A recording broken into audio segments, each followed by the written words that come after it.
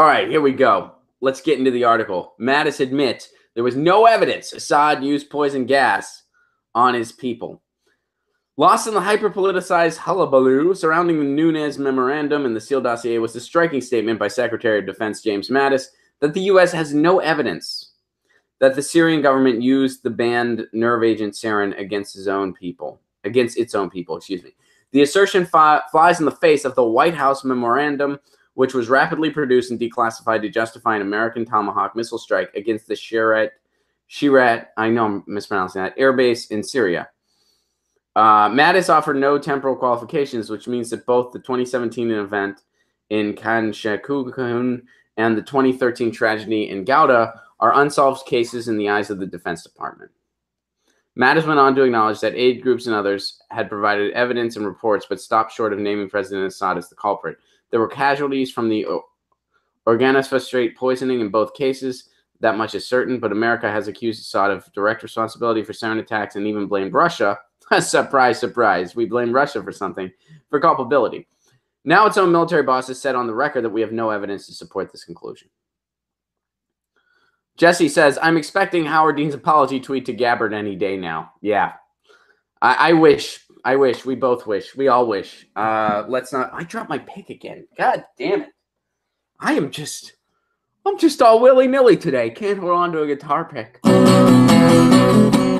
So, here's the thing here. When it comes to what's really going on in Syria, you really need to talk to the people that are being boots on the ground. Eva Bartlett, Abby Martin, people that are risking their lives, literally risking their lives to tell us the story of what's actually going on there. You got to hear it from them, because our corporate media here in the United States, they just copy, print, and release any given press release. It's just PR. So you don't know if you're getting the truth or not. Like you really don't. Because what is their main priority? Their priority is promoting endless war. That's their priority. And this isn't a conspiracy. You know, and I know usually when people say this isn't a conspiracy, they say some real fucked up shit. But in this case, Rania Kalik, yes, Jesse, she's very good as well. Thank you for pointing that out. Marcus, see you when you come back. So, you know, it's just you just follow the money. When you have a media that's funded largely by advertising from oil and gas, that's funded largely by promoting endless war, that's never met a war it didn't like.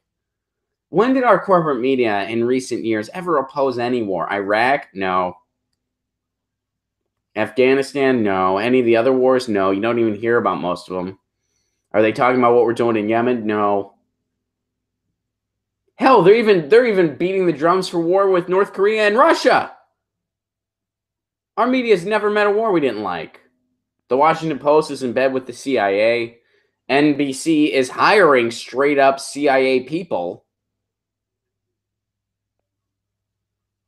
Or intelligence folks, at least. They're hiring them for jobs. They're expecting these people from intelligence agencies to be our news people. We did a story about that over on the Jimmy Dore Show. It's a very pro-war system. And as some people in the chat point out, Charles points out, endless war makes for easy profit margins. So yeah, now they're backpedaling once again. And what's interesting here is there are never any consequences for anyone in the corporate media when they get this wrong time and time again. Nobody faced any consequence for Iraq. In fact, the people that were against the Iraq war got fired. So here we go. I mean, this was a huge story.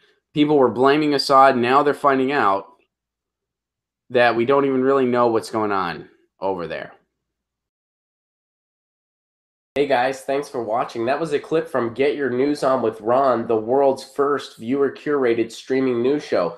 What does that mean? That means I log on to a stream and people tweet me articles over on Twitter at Ron Placone, or they use our Reddit subsection, which is just Get Your News On with Ron over on Reddit. And that's how we build the show. I'm seeing all these articles for the first time. We are literally getting our news on together. Follow me on Twitter at Ron Placone so you can participate. And this show streams live every Tuesday through Friday at 10 a.m. Pacific Standard Time. So please do tune in. If you want to support this show, you can do so over on patreon.com/Ron Placone, where for as low as $1 a month, you get access to exclusive podcasts every week, exclusive videos, free tickets to shows when I'm performing in your town, and more for as low as $1 a month. Please do consider it. Thank you so much for your support. This has been Get Your News On with Ron.